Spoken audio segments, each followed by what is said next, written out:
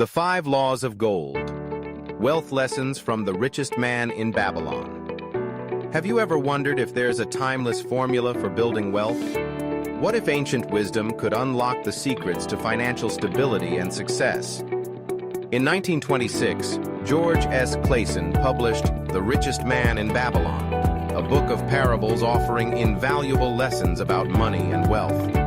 These lessons, told through the experiences of the richest man in Babylon, Arkad, have become pillars of financial wisdom that are still relevant today. In this video, we'll break down the 5 laws of gold, rules that, when followed, can help you grow your wealth and secure your financial future. Let's dive in. The story of Arkad and his friends. The story begins with Bansir, a skilled chariot builder, and Kabi, a talented musician. Despite being the best at their crafts, they found themselves struggling financially. Frustrated by their lack of wealth, they sought the wisdom of their childhood friend, Arkad, the richest man in Babylon. Arkad, unlike his friends, had amassed great fortunes. He spent liberally, gave generously to charity, and yet his wealth kept growing. How did he achieve this? Arkad shared his story, revealing that he, too, was once poor. He worked as a scribe, copying clay inscriptions for a rich man. One day he made a deal to learn the secrets of wealth in exchange for his labor. The rich man taught him a simple yet powerful principle. A part of all you earn is yours to keep. This lesson became the foundation of Arkad's wealth and is the premise of the 5 laws of gold. Pay yourself first.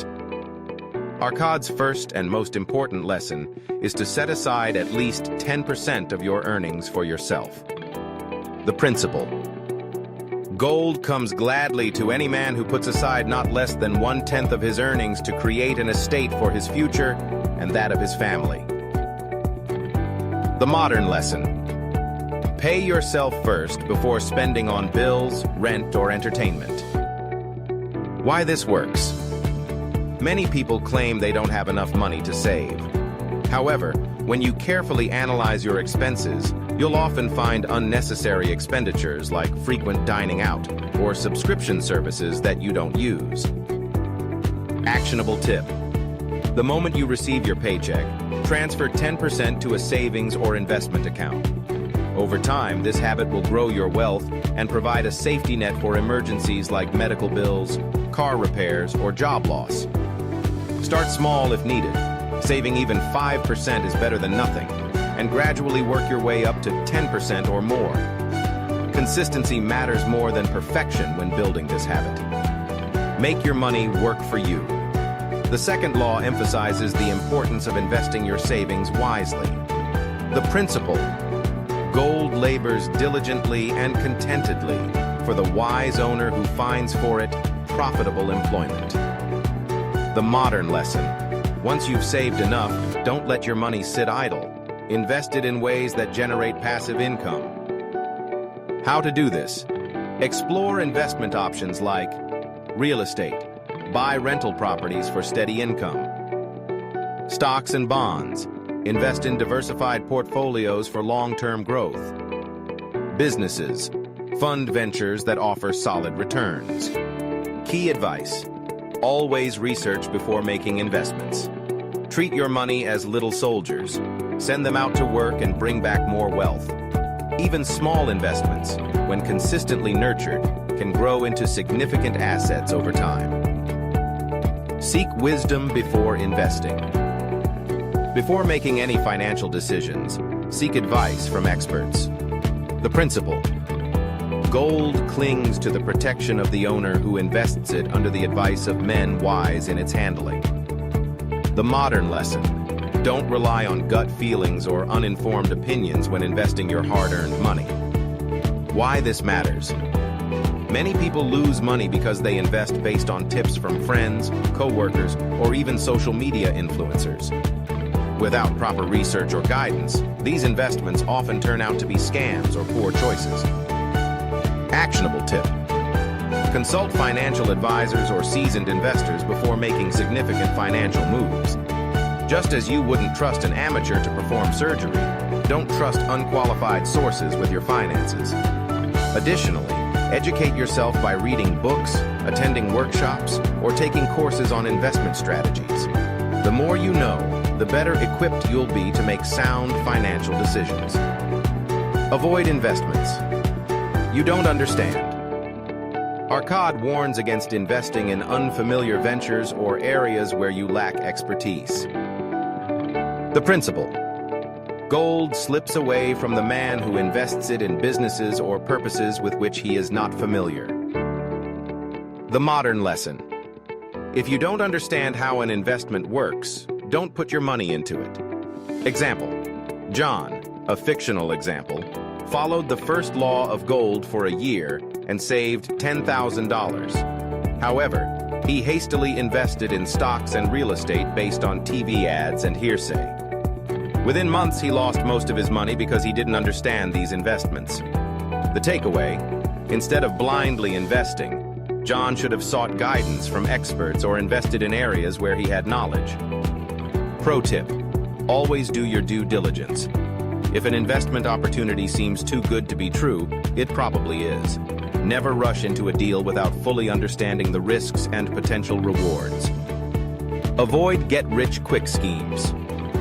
The fifth law cautions against chasing unrealistic returns or trusting schemers and gamblers.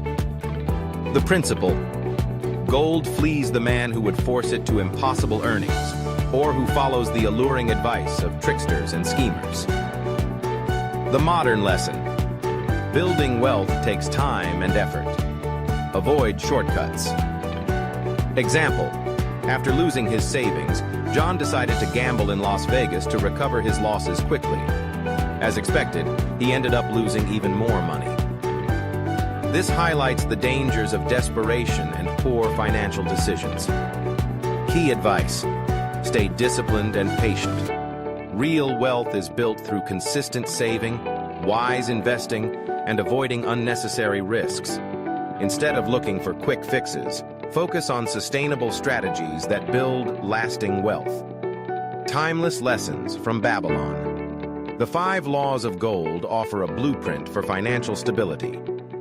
Pay yourself first. Save at least 10% of your income. Make your money work for you. Invest in opportunities that generate passive income. Seek wisdom before investing. Consult experts and avoid uninformed decisions. Avoid unfamiliar ventures. Stick to investments you understand. Steer clear of quick schemes. Be patient and disciplined. These lessons have stood the test of time, helping millions build wealth. Why these lessons matter today.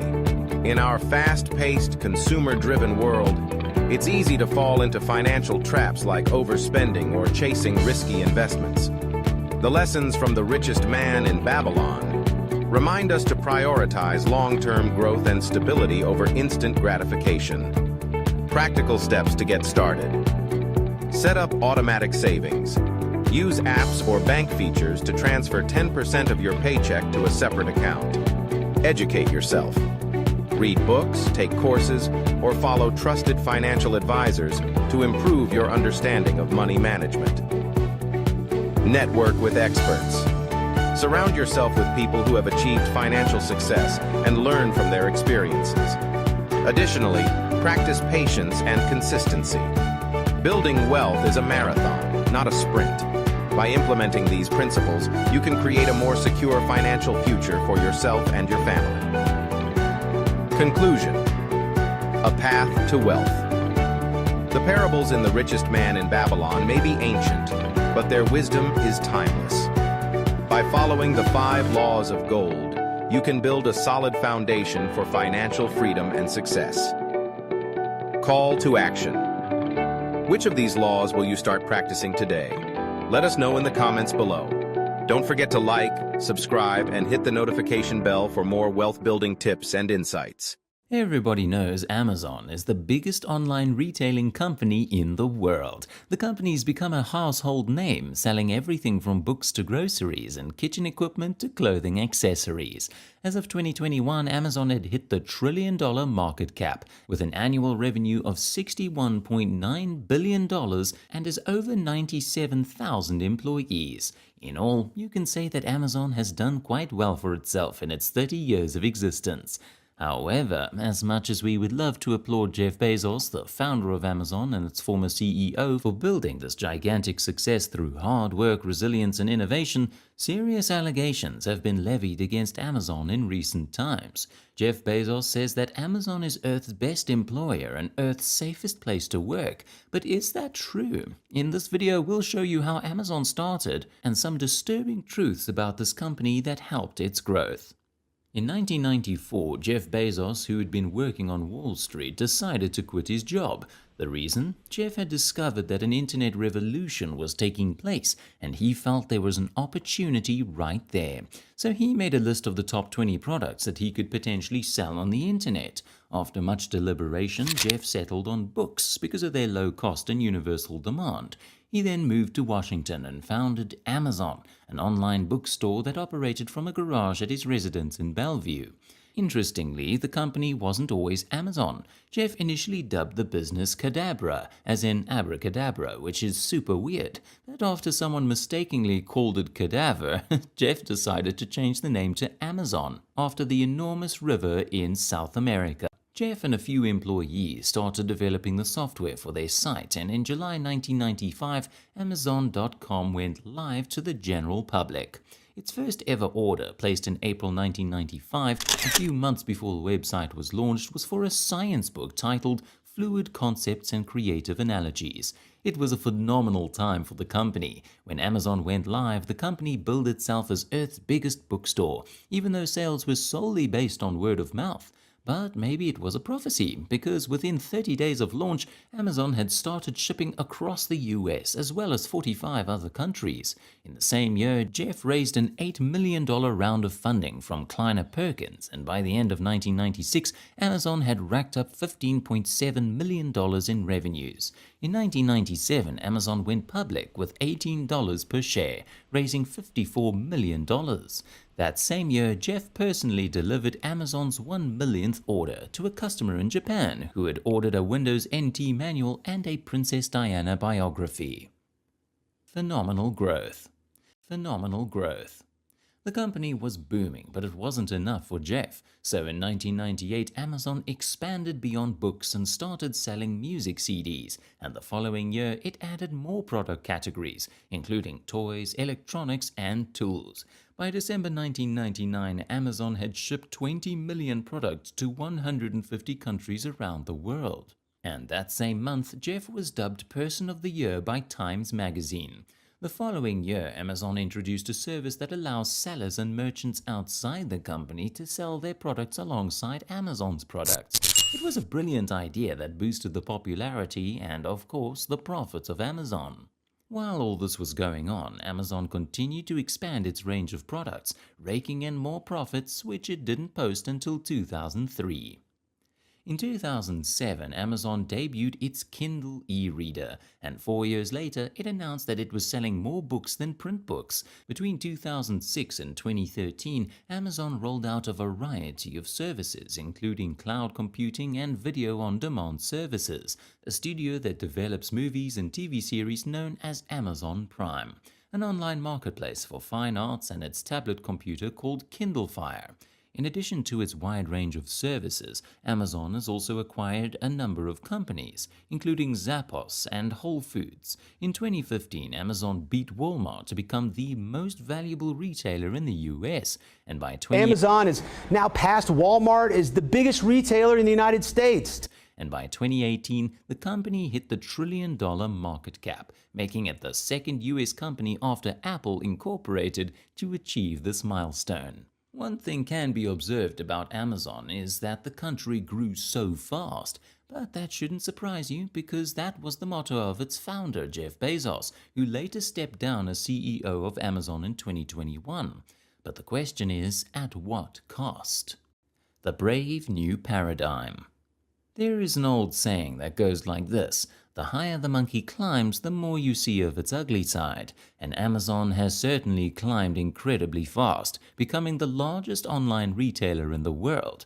But only a few people have looked closely at this gigantic retailer, and there's no doubt that Jeff Bezos' idea of using electronic streamlining and systems management to sell everything from books to bicycles, barbecues to Barbies at a cheap, very cheap price, and at the same time undercutting competitors like Walmart is brilliant. But what is the source of this efficiency and cheap price admired and accepted by all?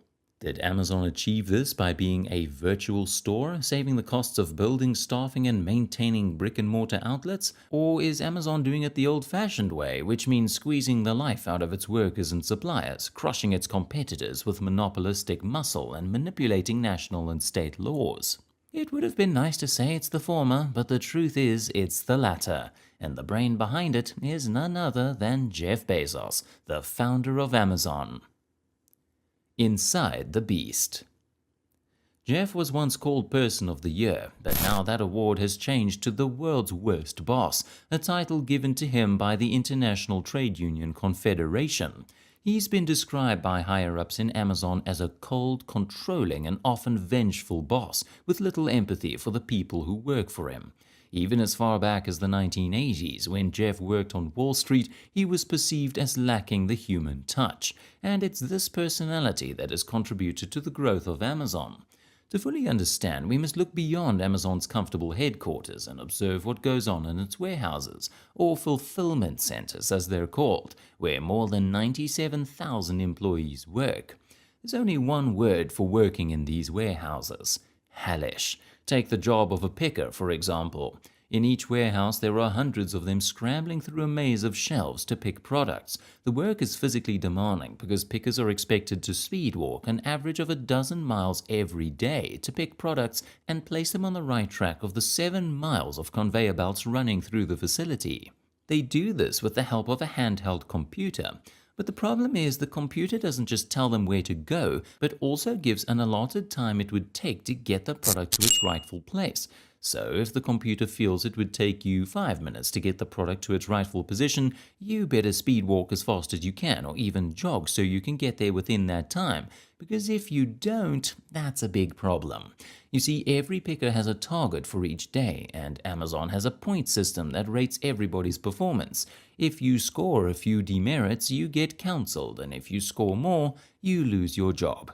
Everything is also timed, monitored, and scored from beginning to end. And get this, lunch is just 29 minutes and 59 seconds, a fact workers are constantly reminded of again and again by the ever-present time monitors.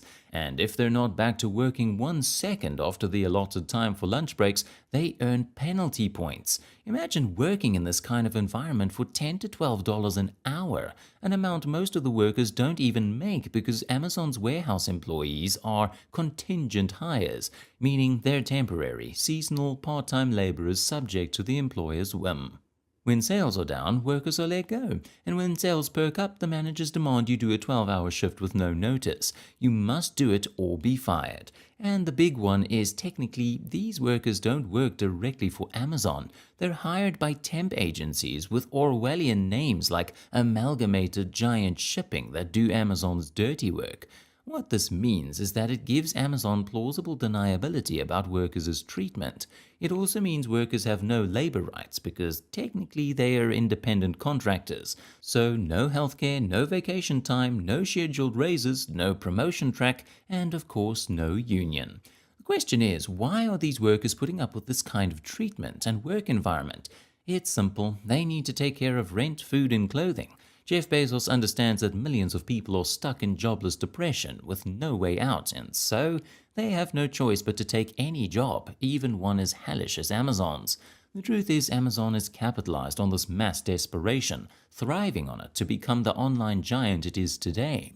The truth is, this truth is a big part of the magic behind its super cheap prices and super efficient delivery system. So, if you somehow remove this factor, Amazon would probably not be the giant it is today. What are your thoughts? Let us know in the comment section below. Don't forget to like, subscribe, and share this video.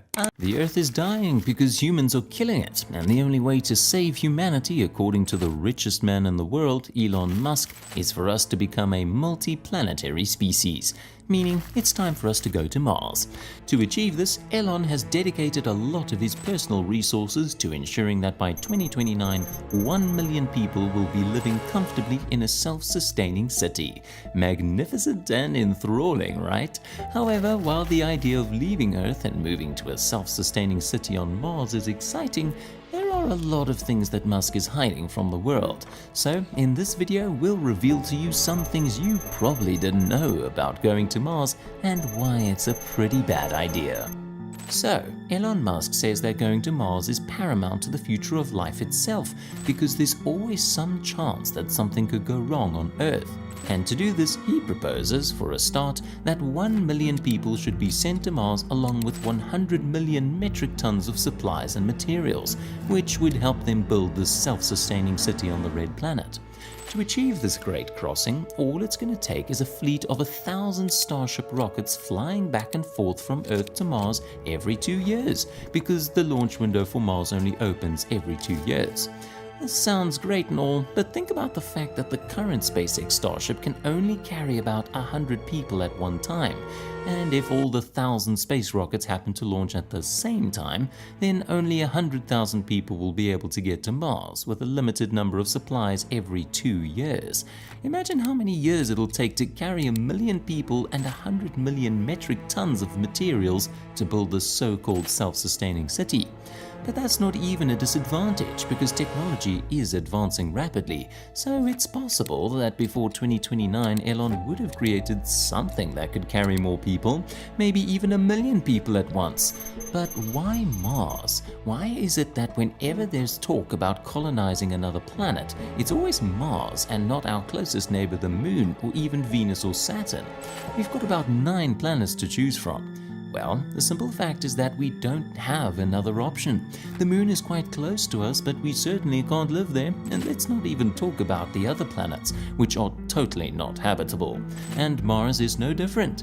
However, the difference is that it has the potential for human survival, at least according to Elon, who believes that one day we can make Mars just like Earth. But is that even possible? Well, first things first, what makes Earth perfect for humans? The answer to that is everything. From the atmosphere to gravity, climate, and natural resources, all was made ready for humans to survive and grow. Think about how our skin blocks the right wavelengths, how our lungs tolerate the right gases, or even how our bones handle the right forces.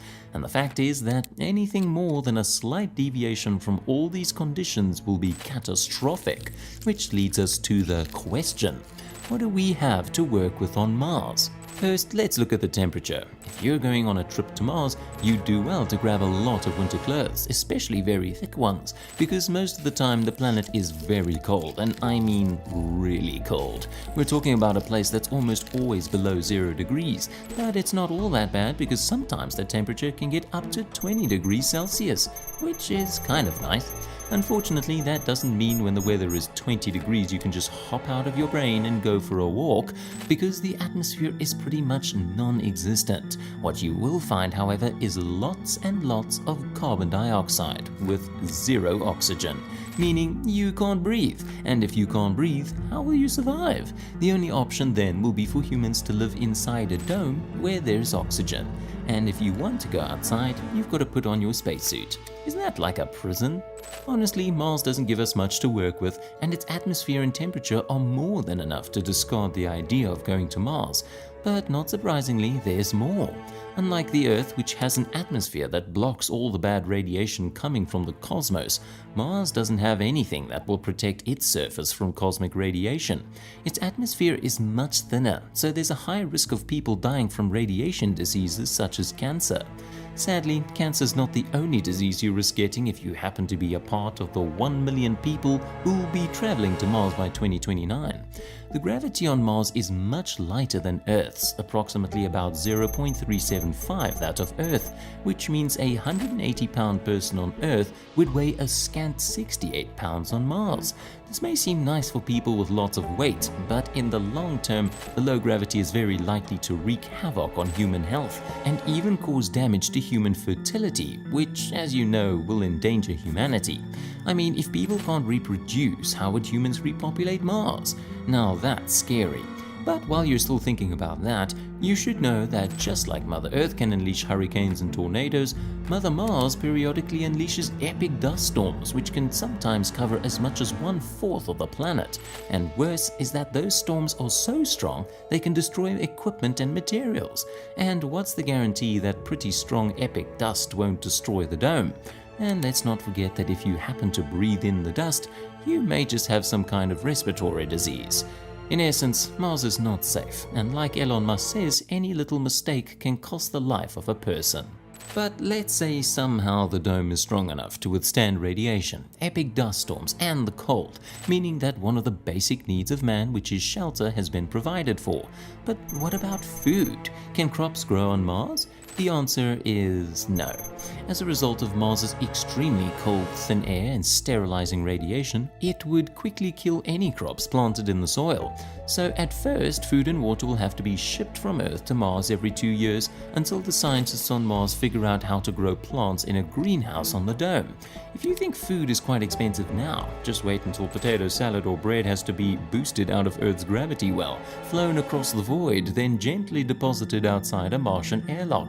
Food becomes very expensive and probably rationed until plants start growing in the greenhouse, as there aren't really lots of options when it comes to food on Mars. If you're a vegetarian, you'll probably be happy on Mars because the food will consist mostly of potatoes and greens.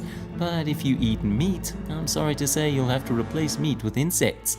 Yes, get ready to eat some insect goulash with some potatoes on the side, but it shouldn't be all that bad, right? And there's even some good news. An Israeli company is currently trying to grow meat from cells, so hopefully before the 1 millionth crossing to Mars begins, their experiment will be successful and people will be able to eat meat on Mars.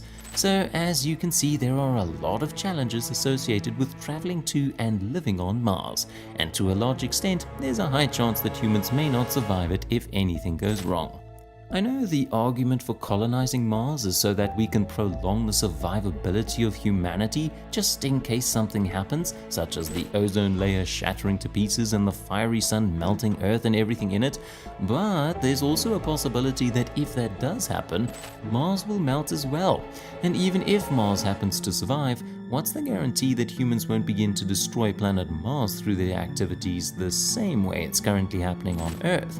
Instead of thinking of colonizing Mars for the future of humanity, why don't we focus on making Earth a better place for humanity to survive for as long as possible?